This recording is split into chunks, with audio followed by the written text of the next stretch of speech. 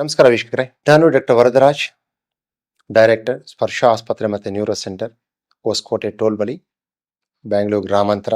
ಚಿತ್ರಲೋಕ ಚಾನಲ್ಗೆ ಸಬ್ಸ್ಕ್ರೈಬ್ ಮಾಡ್ಕೊಳ್ಳಿ. ನೀವು ಸಬ್ಸ್ಕ್ರೈಬ್ ಆಗಿಲ್ಲ ಅಂತ ಹೇಳಿದ್ರೆ ಲೈಕ್ ಮಾಡಿ, ಶೇರ್ ಮಾಡಿ. ಸೊ ಇವತ್ತು ಅದು ಬಹಳ ಚಿಕ್ಕ ಟಾಪಿಕ್ಕು, ಬಟ್ ಬಹಳ ಇಂಪಾರ್ಟೆಂಟ್ ಆಗಿರ್ತಕ್ಕಂಥದ್ದು. ಏನಪ್ಪಾ ಅಂದರೆ, ಪ್ರತಿನಿತ್ಯ ಇದೆಲ್ಲ ಹಾಕ್ತಿರ್ತವೆ. ಕೆಲವು ಟೈಮಲ್ಲಿ ಎಸ್ಪೆಷಲಿ ಇದು ನಾವು ಕೇಳಲ್ಪಟ್ಟಿರ್ತಕ್ಕಂಥದ್ದು, ನಮಗೆ ರಿಸೀವ್ ಆಗ್ತಕ್ಕಂಥದ್ದು ಏನಪ್ಪ ಅಂದರೆ, ಫಂಕ್ಷನ್ಗಳ ಟೈಮಲ್ಲಿ ಆ ಥರ ಪೇಷಂಟ್ ಬರ್ತಾರೆ. ಈ ಡೋಲ್ ಬಾರಿಸ್ತಾರೆ, ಅಲ್ಲಿಗೆ ಹೊಡಿತಾರೆ, ಜೊತೆಗೆ ಈ ಊದಿನ ಬತ್ತಿ ಕಡ್ಡಿ ಹಚ್ತಾರೆ. ಅಲ್ಲಿ ಸ್ಮಶಾನಗಳಲ್ಲಿ ಎಸ್ಪೆಷಲಿ ಹೇಳಬೇಕು ಅಂದರೆ, ಸ್ಮಶಾನದಲ್ಲಿ ಮಣ್ಣು ಮಾಡೋಕೆ ಹೋಗಿದ್ವಿ, ಯಾವಾಗ ಈ ಥರ ಆಯಿತು, ಅನಾಹುತ ಆಯಿತು ಅಂತ ಬರ್ತಾರೆ. ಇನ್ನು ಕೆಲವರು ಫಂಕ್ಷನ್ಗಳಲ್ಲಿ ಈ ಥರ ಅನಾಹುತ ಆಯಿತು ಅಂತ ಬರ್ತಾರೆ. ಅದು ಬೇರೆ ಯಾವುದೂ ಅಲ್ಲ, ಜೇನ್ನೋಣ. ಯಾಕಂತ ಹೇಳಿದ್ರೆ, ಆ ಜೇನುನೊಣ ಅಂತಕ್ಕಂಥದ್ದು ಏನಂತ ಹೇಳಿದ್ರೆ, ಎಲ್ಲ ಕಡೆ ಗೂಡು ಕಟ್ಕೊಂಡಿರುತ್ತೆ ಮರಗಳ ಮೇಲೆ. ಸ್ಮಶಾನಗಳಲ್ಲಿ ಮರ ಇರುತ್ತೆ, ಇವರು ಮಣ್ಣು ಮಾಡಕ್ಕೆ ಹೋಗಿರ್ತಾರೆ, ಊದಿನ ಬಚ್ಚೆ ಹಚ್ತಾರೆ. ಆ ಒಂದು ಊದಿನ ಸೌಂಡ್ ಇರುತ್ತಲ್ಲ, ಇದು ಸ್ಮೆಲ್ ಇರುತ್ತಲ್ಲ, ಅದಕ್ಕೋಸ್ಕರ ಎಲ್ಲ ಎದ್ದು ಬರ್ತವೆ, ಅಟ್ಯಾಕ್ ಮಾಡ್ತವೆ. ಅದ್ರ ಜೊತೆಗೆ ಇನ್ನೂ ಹೆಚ್ಚಿಗೆ ಏನು ಬೇಕಾದ್ರೆ, ಈಗ ನಮ್ಮ ಸಿಟಿ ಅಂತ ಹೇಳಿದ್ರೆ ಪಾಪ ಕಟ್ಕೊಳಕ್ ಜಾಗ ಇಲ್ಲ, ಮರಗಳಿಲ್ಲ. ಮರಗಳಿಗೆ ಯಾವ ಜಾಗ ಕೊಟ್ಟಿಲ್ಲ ನೀವು, ಮನೆಗಳ ಹತ್ರ ಬಂದು ಕಿಟಕಿ ವಿಂಡೋಗಳ ಹತ್ರ ಸೈಡಲ್ಲಿ ಮೇಲ್ಗಡೆ ಎಲ್ಲ ಕಟ್ಕೊಂಡಿರ್ತವೆ.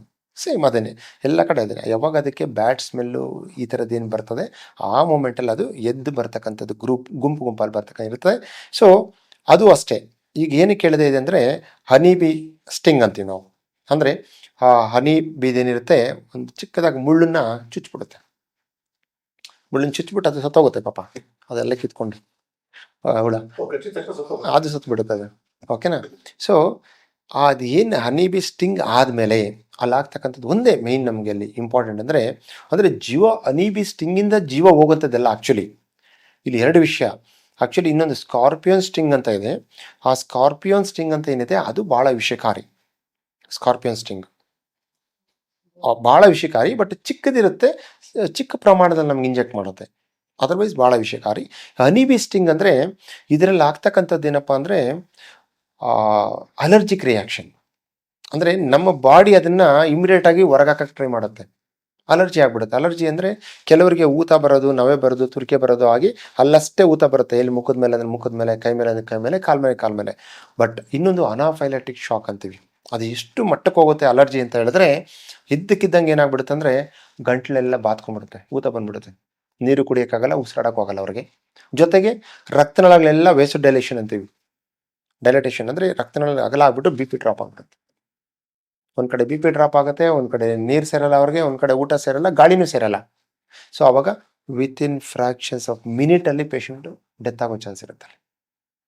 ಎಷ್ಟೋ ಜನ ಇಮಿಡಿಯೇಟಾಗಿ ಅವ್ರಿಗೆ ವೆಂಟಿಲೇಟರ್ಗೆ ಹಾಕಬೇಕು, ಟ್ಯೂಬ್ ಹಾಕಬೇಕು, ಇಲ್ಲಾದರೂ ಟೇಕಸ್ಟಮಿ ಅಂತ ಮಾಡಿ ಅವ್ರನ್ನ ಇಮಿಡಿಯೇಟಾಗಿ ರೆಸ್ಕ್ಯೂ ಮಾಡಬೇಕಾಗತ್ತೆ. ಅಂದರೆ ಅನಾಫೈಲೆಟಿಕ್ ಶಾಕ್ ಅನ್ನೋದು ಎಲ್ರಿಗೂ ಆಗೋದಿಲ್ಲ, ರೇರ್ಲಿ ಈ ಥರ ಆಗೋದು. ಬಟ್ ಇಮಿಡಿಯೇಟ್ಲಿ ಅವ್ರಿಗೂ ಅಷ್ಟೇ ಹೇಳ್ತಕ್ಕಂಥದ್ದು, ಯಾರಿಗೆ ಜೇನುನೊಣ ಕಡಿಯುತ್ತೆ, ಒಂದು 2-3 ಇದೆ ಅದರಲ್ಲೆಲ್ಲ. ಏನಂದರೆ ಯೂಶ್ವಲಿ ಸ್ವಲ್ಪ ಹೊಗೆ ಜಾಸ್ತಿ ಆಯಿತು ಅಂದರೆ ಆ ಕಡೆ ಇರೆಲ್ಲ ಹೊರಟೋಗ್ತವೆ, ಸ್ವಲ್ಪ ಬೆಂಕಿ ಅದೆಲ್ಲ ಇದ್ದರೆ.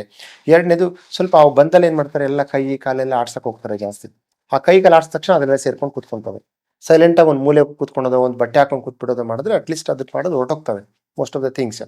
ಈ ನಾವೇ ಬೈಕೆ ಗಾಬರಿಯಿಂದ ಏನು ಮಾಡಿಬಿಡ್ತೀವಿ, ಅದನ್ನು ನಾವು ಮೇಲೆ ಹಾಕ್ಕೊತೀವಿ, ಹೆಚ್ಚಿಗೆ ಕಡೆ ಥರ ಮಾಡ್ಕೊತೀವಿ. ಮತ್ತು ನೀರು, ಕೆಲವು ನೀರಲ್ಲಾದರೂ ಇದು ಮಾಡಿಕೊಂಡ್ರೆ ಕೆಲವು ಹೋಗೋದಿಲ್ಲ, ನೀರಲ್ಲಿ ಈಚೆನೆ ಬಂದುಬಿಡ್ತವೆ, ಹೊರಗಡೆ ಹೋಗಲ್ಲ ಅಂತ. ಅದೊಂದು ಎಸ್ಪೆಷಲಿ ಅಂದರೆ ರೆಸ್ಕ್ಯೂ ಥಿಂಗ್ಸ್ ಅವೆಲ್ಲನೂ. ಕಡಿದ್ಬಿಡ್ತು ಅಂದಮೇಲೆ ಇಷ್ಟೇ ಇರ್ತಕ್ಕಂಥದ್ದು. ಕಡಿದ ತಕ್ಷಣ ಇಮಿಡಿಯೇಟಾಗಿ ಎಲ್ಲಾದರೂ ಆಗಲಿ ಪರವಾಗಿಲ್ಲ, ಹಾಸ್ಪಿಟಲ್ಗೆ ಇಮಿಡಿಯೇಟಾಗಿ ರಶ್ ಮಾಡಿ. ಒಂದು ಚಿಕ್ಕ ಕ್ಲಿನಿಕ್ ಆದರೂ ಪರವಾಗಿಲ್ಲ, ಒಂದು PSC ಪ್ರೈಮರಿ ಹೆಲ್ತ್ ಸೆಂಟರ್ಗಾದರೂ ಪರವಾಗಿಲ್ಲ, ಹಾಸ್ಪಿಟಲ್ ಪರವಾಗಿಲ್ಲ. ಅವಾಗ ಕೊಡ್ತಕ್ಕಂಥ ಇಂಜೆಕ್ಷನ್ ಏನು ಭಾಳ ಬೆಲೆ ಬಾಳತಕ್ಕಂಥದ್ದಲ್ಲ, ಬರೀ ಕೊಡ್ತಕ್ಕಂಥದ್ದು ಒಂದು ಚಿಕ್ಕ ಆ್ಯಂಟಿ ಅಲರ್ಜಿಕ್ ಇಂಜೆಕ್ಷನ್ ಅಷ್ಟೇ ಇರ್ತಾವಲ್ಲ ನಮ್ಗೆ ಕೊಡ್ತಕ್ಕಂಥದ್ದು. ಒಂದು ಸ್ಟೀರಾಯ್ಡ್ ಕೊಡಬೇಕು, ಒಂದು ಅವಿಲ್ ಅಂತ ಕೊಡ್ತೀವಿ ಅಲರ್ಜಿನ ಕಡಿಮೆ ಮಾಡೋಕ್ಕೆ. ಆ 1-2 ಇಂಜೆಕ್ಷನ್ನು, ಆ 20-30 ರೂಪಾಯಿನ ಇಂಜೆಕ್ಷನ್ನು ನಿಮ್ಮ ಜೀವನೇ ಉಳಿಸ್ಬಿಡುತ್ತೆ, ಅಷ್ಟೇ ಇರ್ತಕ್ಕಂಥದ್ದು. ಆಮೇಲೆ ತೆಗಿಬೇಕು ಅದನ್ನು, ತೆಗಿಲೇಬೇಕಲ್ಲ. ಹೋದ ತಕ್ಷಣ ಅದೆಲ್ಲ ನೋಡ್ಬಿಟ್ಟು ಎಲ್ಲಿದೆ ಅದೆಲ್ಲ ಸ್ಟಿಂಗ್ಸ್ ತೆಗೆದ್ಬಿಟ್ಟು ಸೊ ಸಿಂಪಲ್ ಇಂಜೆಕ್ಷನಿಂದ ಕಾಪಾಡ್ಕೊಳ್ತಕ್ಕಂಥ ಒಂದು ಕಾಯಿಲೆ ಇವೆಲ್ಲ. ಇದ್ರ ಬಗ್ಗೆ ಜನಕ್ಕೆ ಒಂದು ಸ್ವಲ್ಪ ಅರಿವಿರಬೇಕಷ್ಟೇ. ಸೊ ನೆಗ್ಲೆಕ್ಟ್ ಮಾಡಬಾರ್ದು ಇವೆಲ್ಲನೂ. ಏನೂ ಆಗಲ್ಲ ಅಂತ.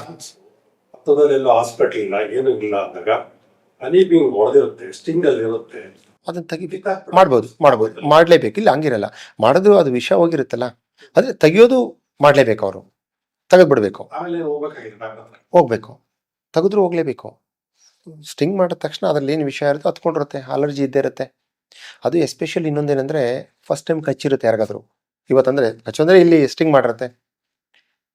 1 ವರ್ಷ ಆದಮೇಲೆ ಇನ್ನೂ ಒಂದು ಸರಿ ಆ ಥರ ಸ್ಟಿಂಗ್ ಮಾಡಿದಲ್ಲಿ ಅವ್ರ ರಿಯಾಕ್ಷನ್ ಇನ್ನೂ ಸ್ವಲ್ಪ ಜಾಸ್ತಿ ಆಗಿಬಿಡುತ್ತೆ. ನಮ್ಮ ಇಮ್ಯೂನ್ ರೆಸ್ಪಾನ್ಸ್ ಜಾಸ್ತಿ ಆಗುತ್ತೆ. ಅವು ಇನ್ನೂ ಮೋಸ್ಟ್ ಡೇಂಜರಸ್ ಅಂಥವ್ರಿಗೆ.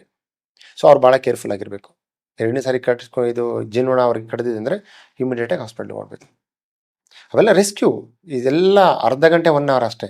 1 ಅವರ್ ಮನೆಗೆ ಹೋಗ್ಬೋದು, ಇನ್ನೇನು ತೊಂದರೆ ಇಲ್ಲ. ಸೊ ಅದಕ್ಕೋಸ್ಕರ ಜೇನುನೊಣದ್ದು ಎಲ್ಲರೂ ಅಷ್ಟೇ. ನಿಮ್ಗೆ ಅನ್ಸ್ಬೋದು ವೆರಿ ಸಿಂಪಲ್ಲಿ ಅಂತ. So simple thing can cause death. ನಾವು ಸ್ವಲ್ಪ ಅಲ್ಲಿ ಯಾಮಾರಕ್ಕೆ ಹೋದರೆ ಸಾವೇ ನಮಗೆ ಬರ್ತಕ್ಕಂಥದ್ದು. ಅದಕ್ಕೋಸ್ಕರ ನಿಮ್ಮ ಹುಷಾರಲ್ಲಿ ನೀವಿದ್ದರೆ ನೀವು ಸಾವನ್ನು ಅವಾಯ್ಡ್ ಮಾಡ್ಕೋಬೋದು.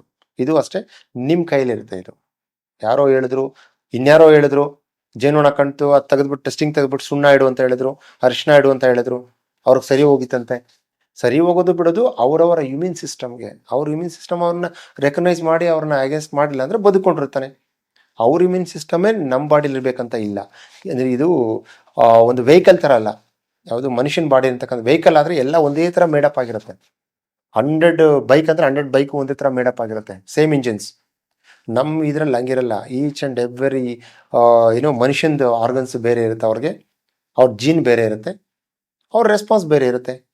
ಅವ್ರಿಗೆ ಹೇಳಿದ್ದು ನಮ್ಗೆ ಆಗ್ಬೇಕಂತಿಲ್ಲ. ಸೊ ನಿಮ್ಮ ಹುಷಾರು ನಿಮ್ಗಿರಲಿ, ನೀವು ಹೋಗಿ ಟ್ರೀಟ್ಮೆಂಟ್ ತಗೊಳ್ಳಿ. ನಿಮ್ಮ ಆರೋಗ್ಯ ಕಾಪಾಡೋ ಜೊತೆಗೆ ನಿಮ್ಮ ಜೀವನ ನೀವು ಉಳಿಸ್ಕೋಬೇಕು ಅನ್ನೋದು ಹೇಳೋಕ್ಕೆ ಇಷ್ಟಪಡ್ತೀನಿ.